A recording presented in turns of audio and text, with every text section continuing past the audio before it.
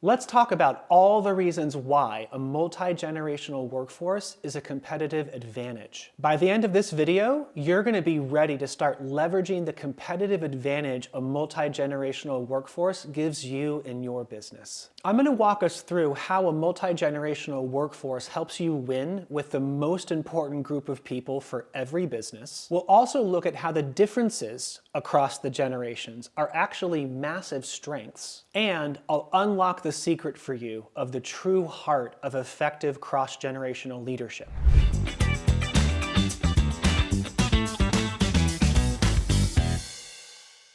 Here's the bottom line on why a multi-generational workforce is such a strong competitive advantage. It's because your buyers are multi-generational as well.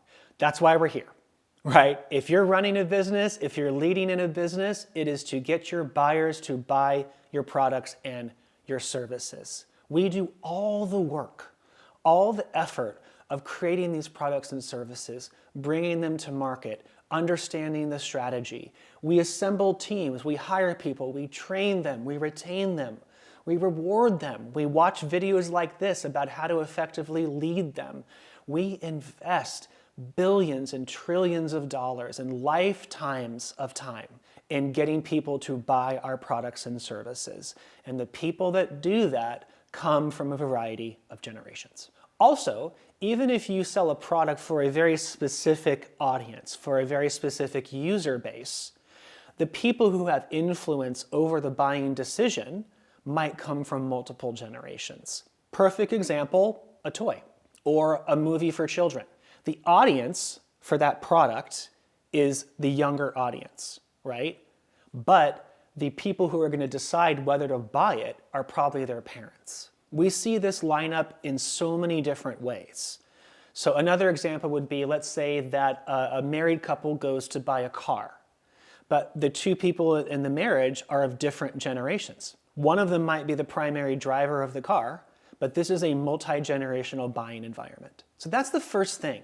If you want to know how to most effectively drive profit, how to most effectively move your product, increase your brand reputation, satisfy your employees, and make your company more and more successful, understanding the multi-generational makeup not only of your employees, but of your buyers will help you do that. Here's another reason why this is so important, and this is just time to get real. Let's talk about some numbers, right? So as far as the percentage of the generations that are in the full-time adult-aged workforce in the year 2026 or around it, right? We're talking about baby boomers, Gen X, millennials that are also known as Gen Y, and Gen Z.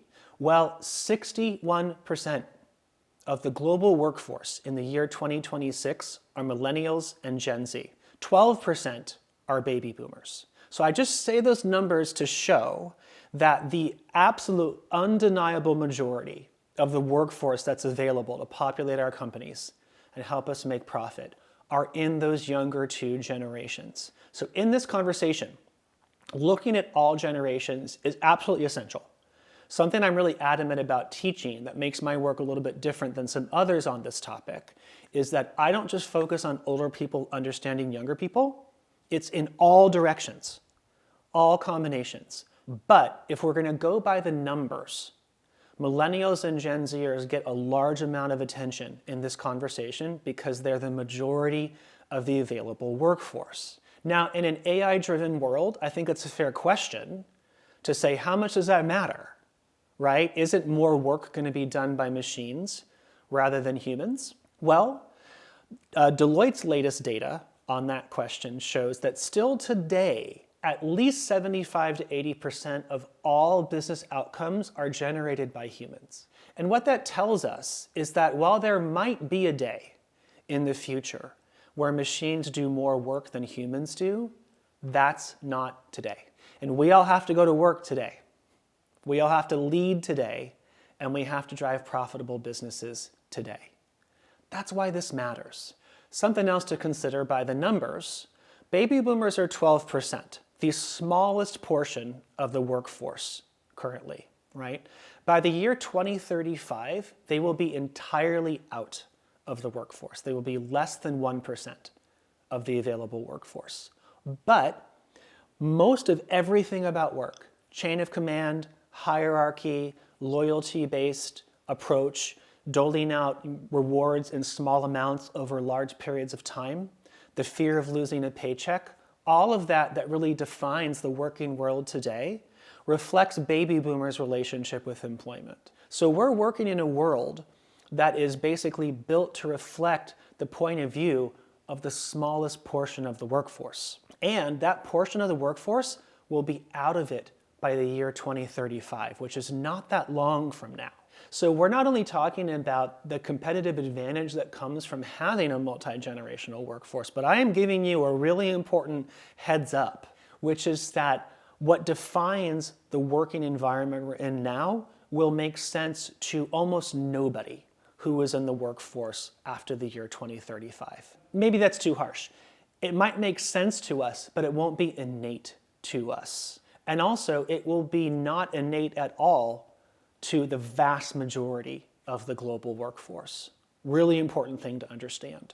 Now, let's talk about how the diversity of generations is a positive rather than a problem or a challenge. First of all, different generations, different strengths, different areas of focus, different things that they're naturally great at, different comfort levels speaking up, staying quiet, working hard, valuing impact over activity. There's such a diversity of these strengths, and they form this incredible network of capabilities, right? Not only do you need them to make sure that every one of your buyer cohorts, your buyer age groups feels related to by your business, but you need them to make sure that your business is able to run at optimal capacity.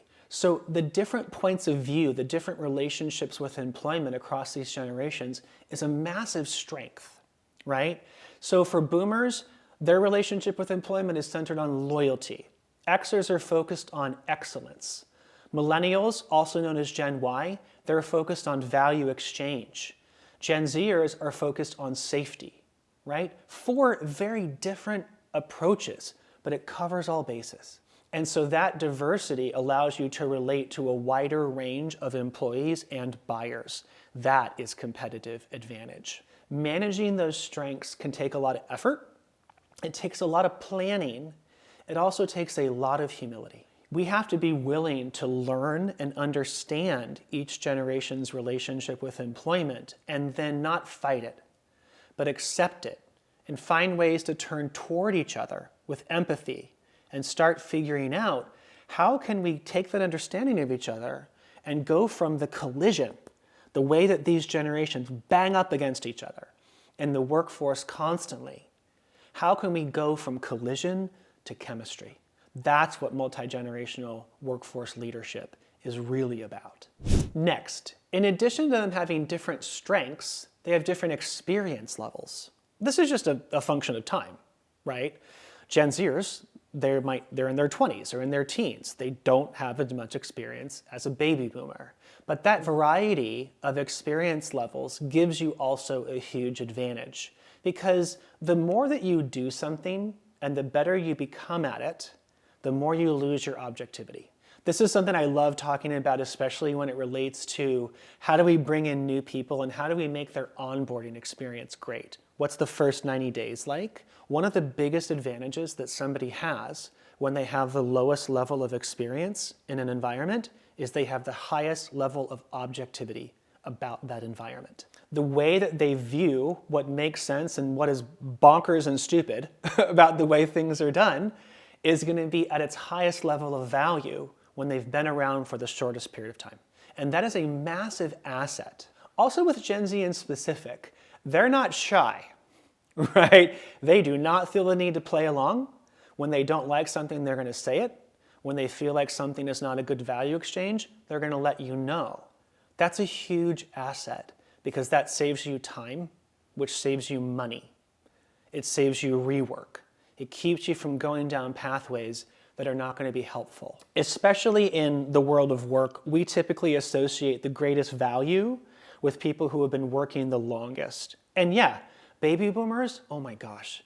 Sitting around and listening to baby boomers for me is one of the greatest privileges in my life. I learn, I bask and the stories and the wisdom and the experience that they have provided to me, right?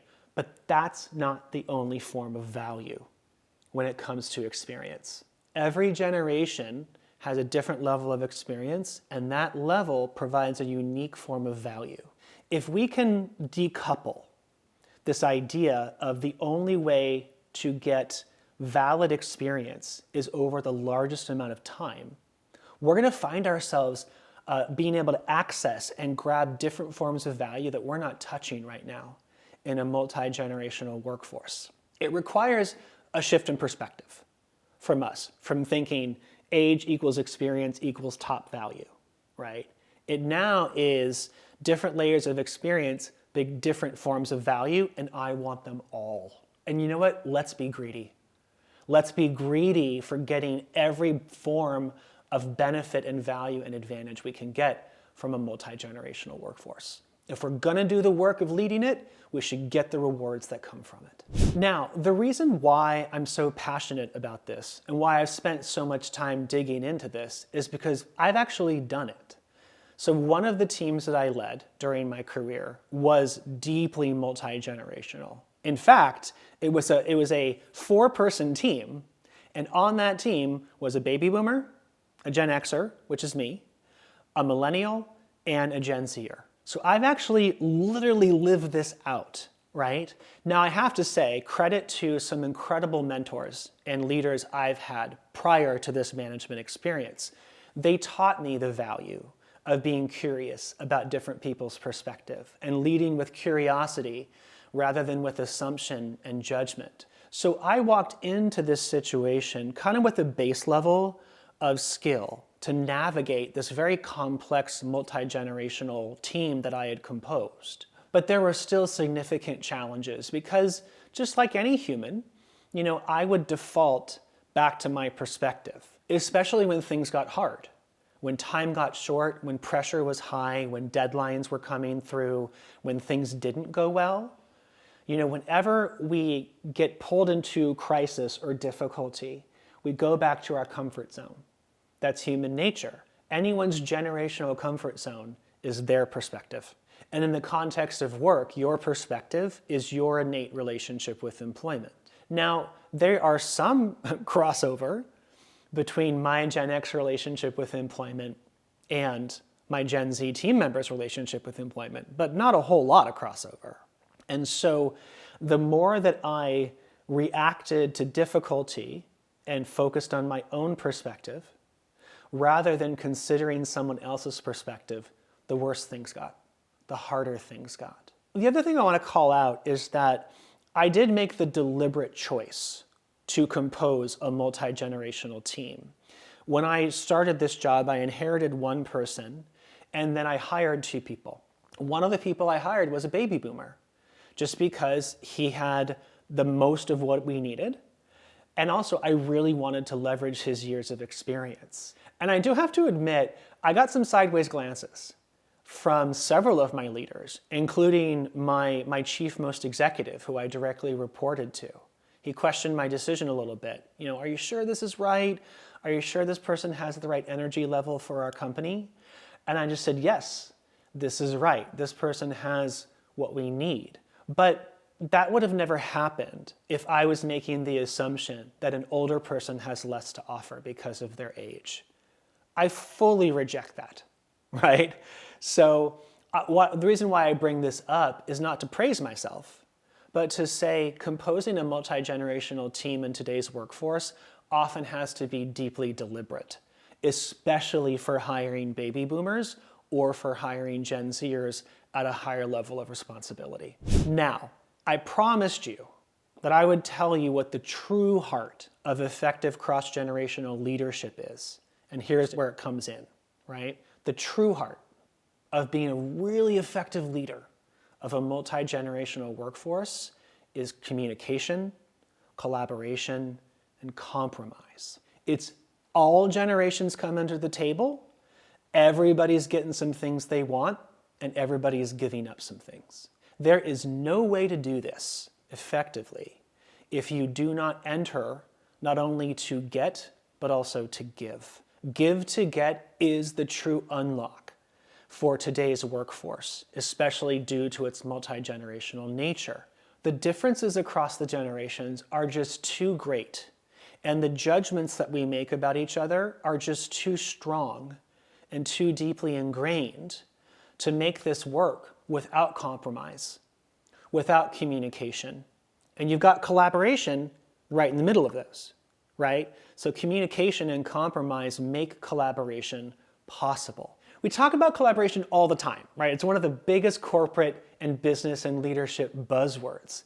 But this is where the rubber meets the road. You actually have to give something up, and you have to listen to others in order to make collaboration possible. The overall end result of this, if you're willing to take that up, if you are willing to lead with curiosity rather than judgment, if you are willing to prioritize collaboration, communication, and compromise, you will be so effective at leading your multi-generational workforce from collision to chemistry. And that's the whole goal. That's what we're trying to get to. And that's what this video is helping you do. I'm so glad we got to have this conversation about this really, really critical topic, because it's going to be so helpful to you in becoming a more effective leader and also just having less stress. It's going to make your life better, not only at work, but also outside of work. Now, if you want to dig deeper than this one video, I've got something for you. This video is a huge part of the keynote talk that I deliver about cross-generational leadership. That talk is called From Collision to Chemistry, Leading Across Generations. Normally, companies pay quite a lot of money for me to come deliver it to their people. This is for you for free. So that's what I wanted to make sure to offer to you, is that you're going to get all the value that I normally give to paying customers in this video for you for free today. If you go to the link in the description of this video, it's going to take you to my website where you can download my Give to Get guide on cross-generational leadership. It's a video product that walks through in greater detail what each generation's relationship with employment is, what strengths and struggles they typically have at work, and how those are expressed. And then I'll walk you through applying that wisdom, that understanding, to a couple key issues that we often run into in the workplace. We'll talk about return to office. We'll talk about asking for promotions and pay. I might even give a couple association and event industry specific examples as well. And so you can go to the link in the description to download my Give to Get guide on cross-generational leadership. It's just going to take you to the next level on leveraging the competitive advantage that you get from having a multi-generational workforce. So again, that link is in the description. Click it, download your guide, and thanks so much for watching.